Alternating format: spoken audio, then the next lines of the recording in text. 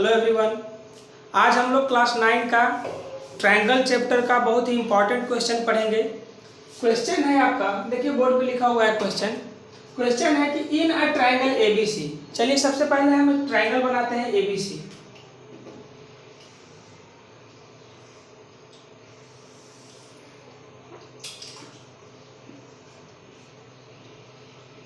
In a triangle ABC, triangle ABC में the bisectors of angle B and angle C, यानी कि angle B और angle C का bisector draw कीजिए। The bisectors of angle B and angle C, angle B का bisector ए हो गया, एंगल सी का बाइसेक्टर ए हो गया।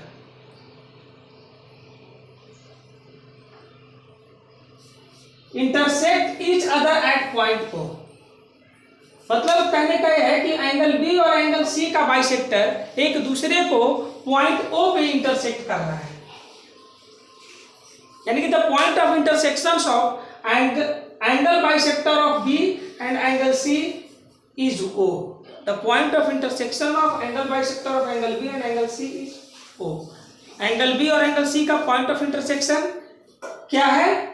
एंगल बी और एंगल सी के एंगल बाइसेक्टर का पॉइंट ऑफ इंटरसेक्शन क्या है? ओ है। तब हमको प्रूफ करना है कि angle B O C equal to, देखिए proof that angle B O C equal to, B O C यानी कि आपका ए एंगल, देखिए ए वाला angle B O C equal to 90 plus angle A by 2, यही प्रूफ करना है। This one is the very very most important question for class 9। Class 9 के लिए बहुत ही इंपॉर्टेंट क्वेश्चन है ट्रायंगल चैप्टर का, बहुत बेहतरीन क्वेश्चन है। ठीक है, चलिए इसका सॉल्यूशन आज हम लोग देखेंगे। चलिए देखिए सॉल्यूशन।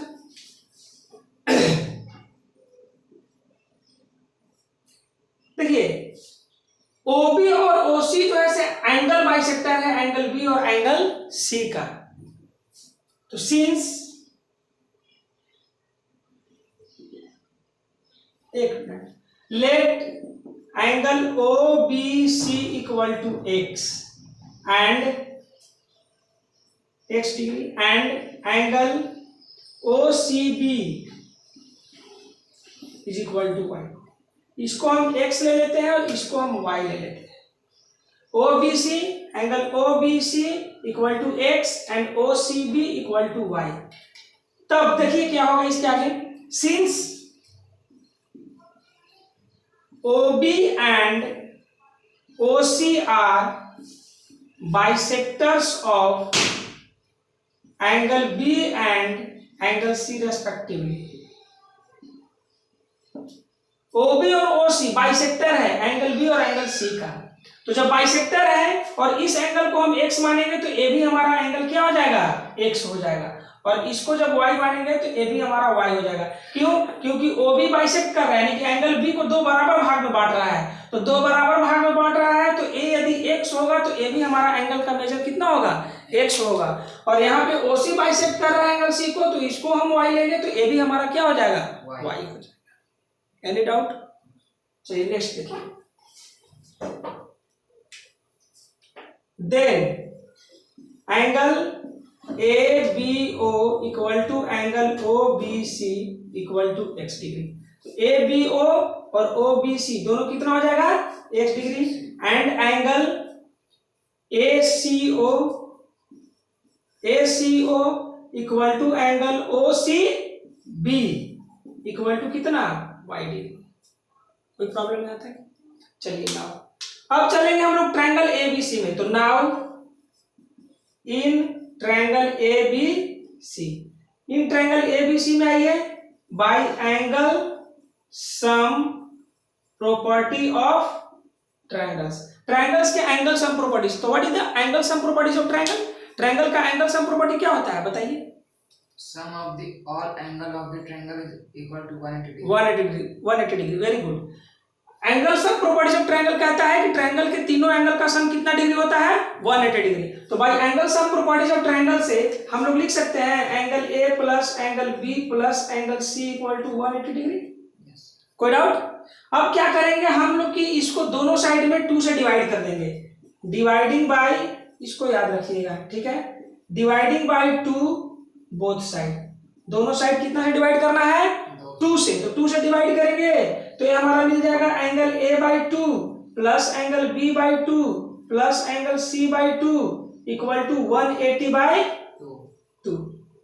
कोई डाउट यहाँ तक? चलिए इतना नोट कर लीजिए, इतना नोट कीजिए, फिर इसके बाद आगे चलते हैं हम लोग। ठीक है, चलिए चलिए अब हम लोग आगे चलते हैं। हम लोग कहाँ तक प्रूफ कर चुके थे? देखिए angle A by two plus angle B by two plus angle C by two equal to 180 by 2, इतना हम लोग प्रूफ कर चुके थे इस सवाल में। इस प्रश्न का यहाँ तक हम लोग सोल्व कर चुके थे। आगे देखिए अब क्या होगा। एंगल ए बाई टू को सेम रहने दीजिए, क्योंकि ए एंगल है, एंगल ए बाई टू को वैसे ही रहने दीजिए। देखिए तो एंगल बी बाई टू को हम x लिख सकते हैं, b बाई टू यानी कि एंगल बी का हाफ, तो एंगल बी का हाफ क्या है? x है, तो एंगल b बाई टू को हम x लिख सकते हैं। कोई दिक्कत?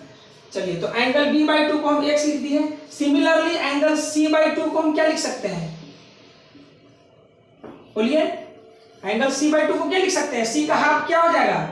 y प्लस 180 बाई टू यानी कितना हो गया हमारा? ये हो गया 90 डिग्री। Any doubt?